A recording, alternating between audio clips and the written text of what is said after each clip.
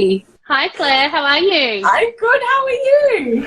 I'm very, very good. How is it over in Queensland today? Well, it's lovely. As you can see, I've got a t-shirt on, so it's yeah, we're having beautiful days at the moment. So yeah, So are we. So are we. Nice, beautiful warm days as well. Oh, I think yesterday was 23, and we're like, hooray! It's so good, isn't it? Isn't it so cool that we can be chatting across the country like we're sitting next to each other? I know. I love it. It's just, yeah. I mean, Instagram's amazing for building those connections, but the fact that we can just talk to anyone, anywhere, anytime is just blows my mind. That's a bit of digital wow. A big thing that I'm finding as well is that these are, sorry, I'm trying to adjust the light here, is that finding that, we have these digital relationships with people, and then suddenly I'm like, where do you live? Yeah.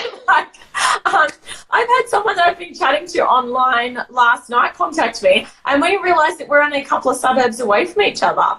So there you go. Amazing. Yeah. Amazing. Well, thank you so much for taking the time out of your busy week.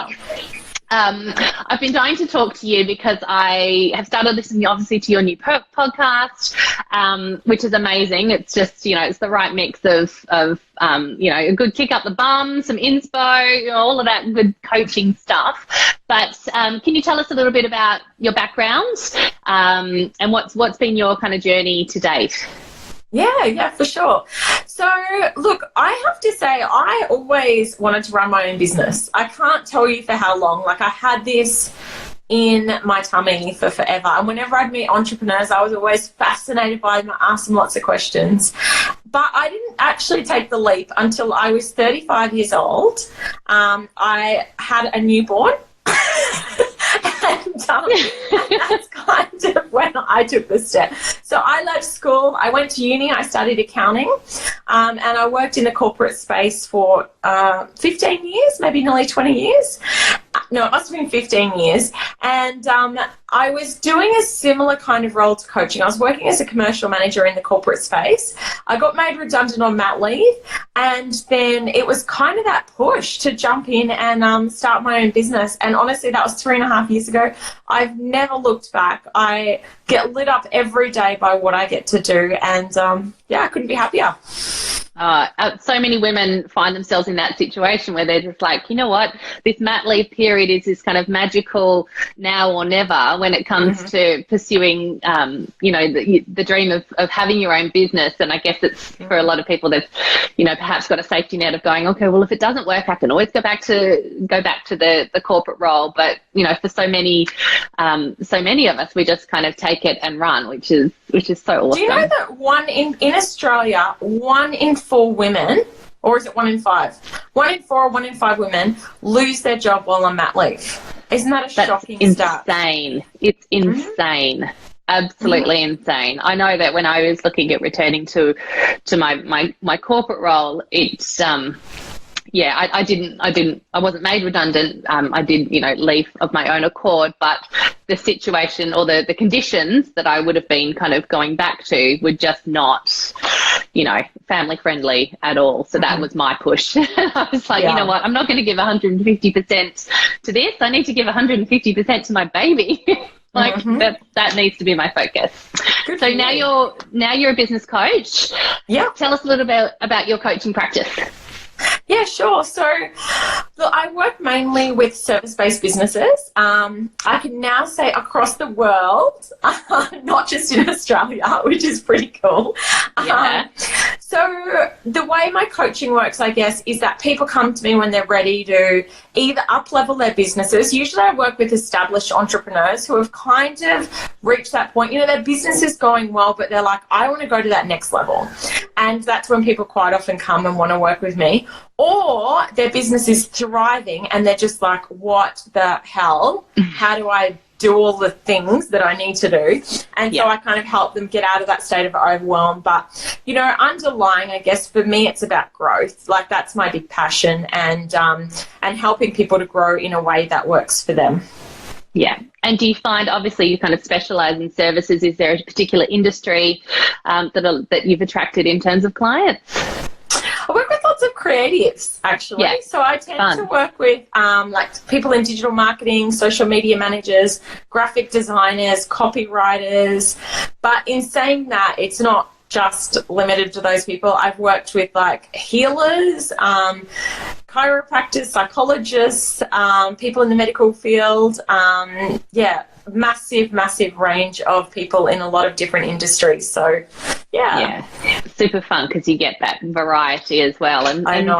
I think it's important with a coach that you, you're so great at putting out, particularly on Instagram, your personality, and that really kind of shines through. So people kind of get a sense of, what they're going to kind of get when they do work with you, which is awesome. So yeah, that can be from all walks of life, but still get that same amazing Clare Wood service.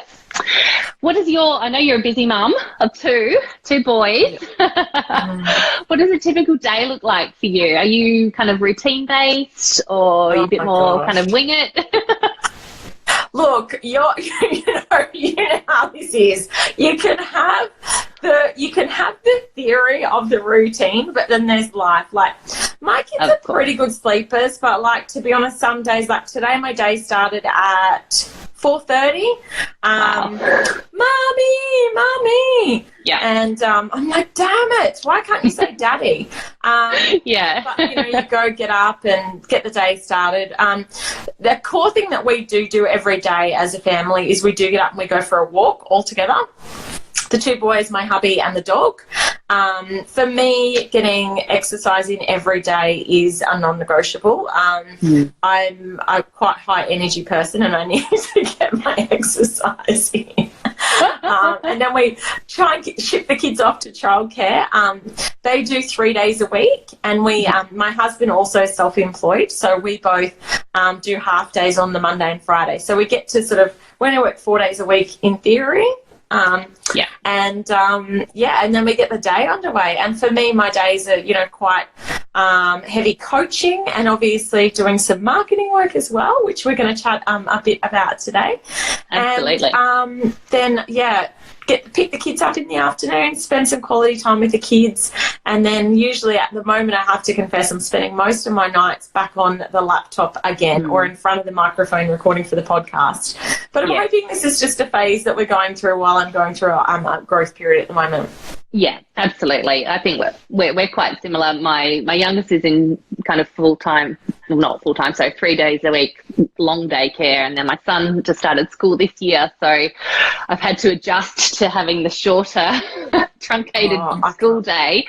But it's actually quite nice because it forces me to break it, 2:45. I walk down, I pick him up, and it's actually, now that I've worked that into my routine and I've structured my day so I get, the most critical stuff done as soon as I've dropped him off and start the day, then the rest kind of feels okay. And then, if there's that overlap and that overflow, then I just jump on the laptop at night for a little bit of time.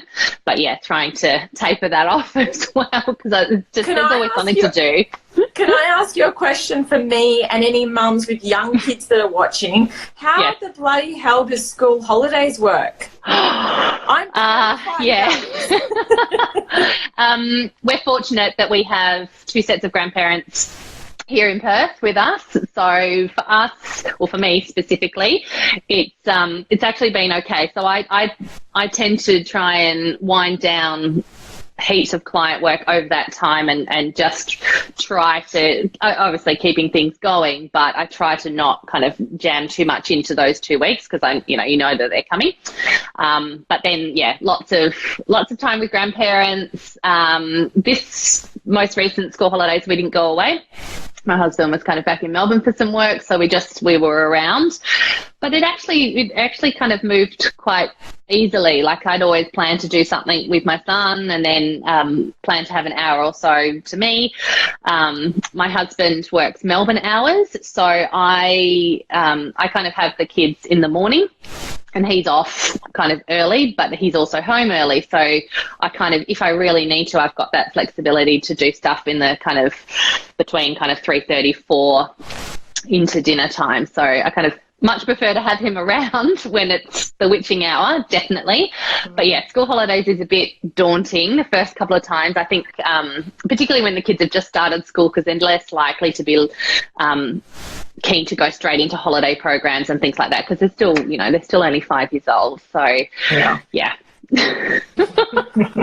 Fun times it's a juggle. ahead. It's a Fun juggle. It's a juggle. But it's nice because, again, you can look at it as an imposition, or you can look at it as an opportunity to have some. For me, it's been great to have the one-on-one time with him when his sister is still kind of, because the daycare keeps going through the school holidays. So we've also had lots of little adventures and spent that time together, which is really nice. So nice. Yeah, it's pretty good. Hi, everyone who's joining. Yay! What about any productivity tips or hacks that you kind of use throughout your day, or to manage your clients? And, how do you kind of keep on top of all of the scheduling and things that you need to? Yeah, great question. And truthfully, at the moment, I'm going through a transition stage at the moment. I'm still juggling it all. Look, for me, I have to admit, I have to admit that my phone is the worst thing that's ever happened to me.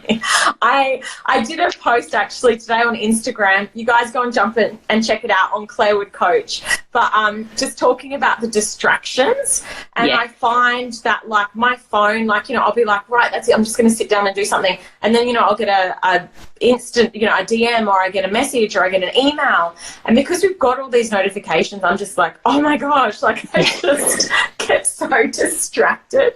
So distracting. I used to do this thing where I'd shut down my emails and I'd put my phone in a different room. My husband would be like, why is your phone out here? And I'm like, because I can't be trusted with it. So I think I'm going to have to literally get back to that again, because I'm finding I'm spending so much time on my phone and getting a bit distracted. So I think a productivity hack: hide your phone, people. Yeah, 100%. I quite often do that, because when it's out of sight, it's out of mind.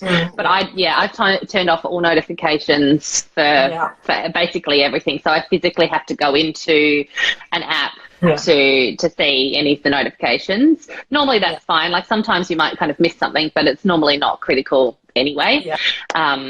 And I also have, I put my phone kind of, I can't remember exactly what the setting's called, but basically between 9 p.m. and 7 a.m.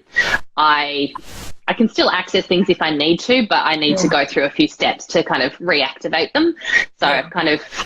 It stops me from... Is it on like airplane mode, or...? It's not on airplane mode, so I can still get like urgent text messages or stuff like that, but it's like your screen time is limited.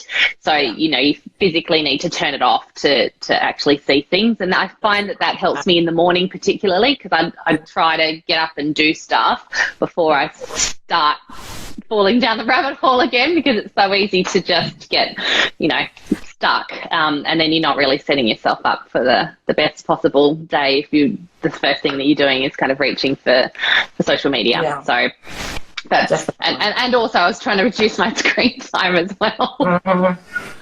Too much screen time. I mean, I always hit the limit that I've set for myself, but at least it gives me that reminder, and I go, okay, well, you've had X amount of time on social media today, so at least I'm aware of it, and it's not just a habit that I'm consuming all the time. All right, so let's jump into some of the digital marketing stuff.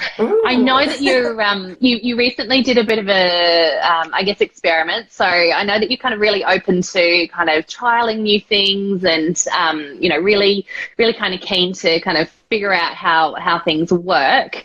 But is there any hacks or tips that you found have really helped in your business? I know that you get a lot of your kind of potential clients or new leads for clients through the Instagram platform. So what can you share with us? Oh, so much. I've got a post coming out all about the Instagram experiment that I did. So keep an eye on my socials, because I'll be sharing the blog, which talks about, basically, if you missed it, I decided to do an Instagram experiment live on my followers. So brave. What I did was try out a bunch of different things, and one of them was posting just pictures of me, because you guys would know that they are always the ones that get all the engagement. They're always the ones that get all the traction. So I thought, well, I'm just going to post all pictures of me. which might sound a little bit, you know, some people are like, don't you worry, people are going to think you're up yourself. And I'm like, not really. Don't care. So if you have a look at my feed on Instagram now, it's all pictures of me. Yeah. You know, it's pretty rare now that I use like a stock photo or a filler or anything. So that was definitely a massive hack. And I've had people sending me direct messages left, right and centre telling me that when they've taken up the same thing themselves, they can't believe how much their engagement has taken up. Yeah. So that's one hack. The second one, this is a little inadvertent, let's just say, thing that I've learned in the last few weeks. If you stop engaging on Instagram, chances are your engagement will drop. So for me, I've gone through a couple of really busy weeks lately. I haven't been as active on social media as I have been in terms of like responding to comments, messaging people, going out and actually like engaging with other accounts and going, hey, you know, love what you're doing, messaging. So I've just kind of stepped right back from that, which was essential for me. You know, I've got to look after myself. I've got a young family. So I haven't been as active, but guess what's happened? My engagement plummeted off the back of it. So this week I've sort of been, you know, back engaging a bit more, and I've definitely noticed that the algorithm has responded to that. So engaging is super, super important. It is.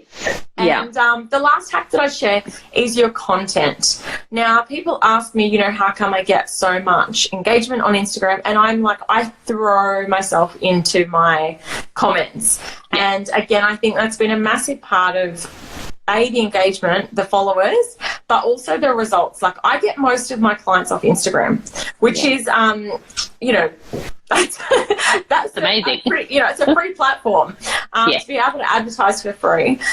So, you know, writing really meaningful value add comments that are going to benefit your followers and your dream clients. So those would be my biggest hacks to share. Yeah, definitely. And I think on the engagement side of things, I think it was actually Prue Chapman who was discussing this, and she said that she kind of had this barrier and this block to kind of spending time on Instagram because she felt like it was time that potentially could have been better spent elsewhere. And then she said, decided to look at it and say, okay, well, I'm going to schedule half an hour to engage and to be present on the platform. You know, it might not be half an hour every day, but, you know, whatever the time was. But, you know, you pop it in your diary, and then you don't need to feel guilty about spending that time on the platform because you're there and you're doing that engagement piece. So you're interacting with your followers, you're finding new people to follow, you're networking, you're doing, and that particularly, you know, for someone like yourself who does get such, you know, such great traction and Instagram is a legit source of you know, leads and, you know, that then turn into clients. Don't feel guilty about that time. Just schedule it into your day like you would with any of your other admins. So it might be your emails or it might be batching content or things like that. Schedule it in so you don't feel guilty because it is so important. I was chatting with some social media managers yesterday, and they don't do the engagement on behalf of the clients that they work with because the clients are like, oh yeah, it's fine. We're all over the engagement. It's fine. But they're not. They don't spend the time because it's really easy to just forget and to kind of think, oh, it doesn't need as much time as it does. But it's a really critical kind of piece of the puzzle. Yeah, definitely. And I can vouch for that firsthand. Yeah. Look, when I grow, my Instagram account, I think it was only maybe a year ago that I had 300 followers. It's, you know, I don't have a massive following, you know, I've got a couple of thousand at the moment, but it was just that commitment, that writing good content, and just that continual engaging, and patience. Like, you know, it didn't happen overnight, but it does happen. And showing up and being you. That's it. Exactly. Being genuine, 100%. All right. So what's one thing that brings you wonder every single day? Oh, my kids, I think. Yeah. Some days I wonder how I got so lucky. Some days I wonder what the hell. Why did I want to have children? Maybe I shouldn't say that. But, like, they are these little, like, we find it's the most craziest thing. Like, you kind of reach this stage and then you're like, this is so hard, and you're like, you know, I don't even know how we're going to do this. And then we're going through this most beautiful phase with our children at the moment. Like, they're just such a delight. We're just treasuring every moment that we have with them. But they're definitely these little creatures. They're their own little universes, aren't they? Of 100%. So I would say that they bring me wonder every day. Oh, I would completely agree with that. And I kind of feel like, you know, the analogy that a lot of people use about small business kind of ownership, you know, the roller coaster up and down and you know, all the emotions in one day. Yeah. It's like that being a parent, particularly when the kids are little. You just like, you go through, you know, all of those emotions. And then when you see them, you know, asleep, peaceful in their beds, you know, it's like, the calm. And then I'm like, I seriously, some nights I'm like, eat your dinner, it's bedtime. Yeah. And then they're asleep and I'm like, I miss it. It's the weirdest thing. It is. I'm 100% the same. 100%. It's like, you're really, really testing my patience. And then half an hour later, I miss you. Let's get up and talk. Like, that strong, you know, that strong biological stuff that keeps us going, I think. Very much so. Nature in play. All right. So final question from me. I guess, what do you love most about the digital marketing space? Obviously, you're a business coach, so there's probably a lot of digital tactics and strategy that you talk to your clients about. So what do you love most about the space kind of overall? I love that, you know, the sky's the limit. It's just crazy. You know, we were chatting about how crazy it is that we're talking here across Australia. Yeah. I've now got people downloading my podcast in, like, Bulgaria and in Africa. And I think that we live in this digital age. How crazy is this that we can connect with people right across the globe? Like, honestly, it blows my mind. And the fact that it's ever changing, you know, I think that people think that there's a cookie cutter, you know, you come and do this, and, you know, like Instagram 5 years ago, whenever it's like, it's a very different platform to what it is now. And you need to keep adapting and evolving to the way that, you know, digital marketing platforms are evolving. You know, now video, as you know, is now a massive thing. And again, you just kind of have to constantly keep learning and evolving and seeing what's working. And to me, it's really cool. You know, I get bored of things pretty quickly, but in business, you can't get bored. There's just so much change. You need to keep moving forward. Definitely. To keep the momentum. And yeah, like I said, I get excited by the fact that, you know, we live in an age with digital marketing where we can connect with people right across the planet. It's super cool. Yeah, there's almost no barriers, particularly for, I guess, your type of business. Yeah. You can, other than time zone barriers, you can work with anyone, anywhere in the world, and they might find you through your podcast, through your Instagram. Like, there's so many different ways that you can be reaching those people and building that one-on-one relationship that, you know, 10 years ago it would have blown our minds to even think about it. Too, like, this is not just my profession. I honestly, product-based businesses, you can ship anywhere in the world now. Other service providers, like, I recently did a healing with someone who's down in Melbourne, and she just energetically connected to me remotely.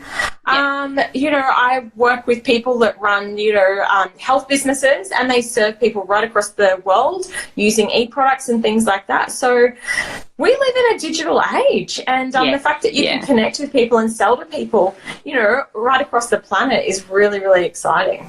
It's super exciting. I just kind of wonder, like, by the time now, because, you know, when we went through school and uni and did all of those things, being an entrepreneur, or unless you came from a family of small business owners, it wasn't really kind of the done thing. You kind of went to uni, and then the thing was you would usually go and work for someone else or, you know, government or whatever. But now there's just so much, so the barriers to connecting, to building a business that is largely online are so low. And I just kind of wonder, like, wow, where are our kids going to even end up with all of that? Because they might have 5 businesses by the time they're 25. Like, who knows? Yeah. It's crazy. And you know, like, when you put it in context, I've got a baby sister. She's only 25. And when I was at uni, right, I didn't have a mobile phone. Yeah. So if I wanted to meet someone, I had to go to a phone box and call their mum and tell them, you know, I'll be waiting at this place for them. I didn't have a laptop. I didn't have my own computer. I used to go to the library and get out, like, borrow out books, and then I'd photocopy the pages. Yeah. And when I kind of translate, she thinks this stuff's hilarious, but this is the world that, you know, I grew up in. So to your point, who knows where we'll be in the future. Exactly. I know my kids are always going on about the olden days, and I'm like, we're only talking 20 years ago. It's all relative, though. It's all relative. That's it. Thank you so much, Claire. It was really fabulous to talk to you. And I really love what you're doing, embracing, you know, all of that kind of opportunity that's out there. You show up, you're genuine, you produce amazing content. Your podcast is wonderful. I think like 6 episodes now. Yeah, 6. Thank you. Yep. Yeah. Awesome. I need to tune into the last couple. I haven't had a chance to do that, but yeah, absolutely loving that. And thank you so much for taking some time out of your busy day. It's a daycare day today for you? Daycare day for me. I've had 2 clients this morning and another one this afternoon. So awesome. Busy day. Got to jam it in. That's it. Absolutely. Well, enjoy the rest of your day. Thank you so much. Thank you so much. Lovely. Have a wonderful day, everyone. Chat to you soon. Yeah. Thank you so much for joining us, guys.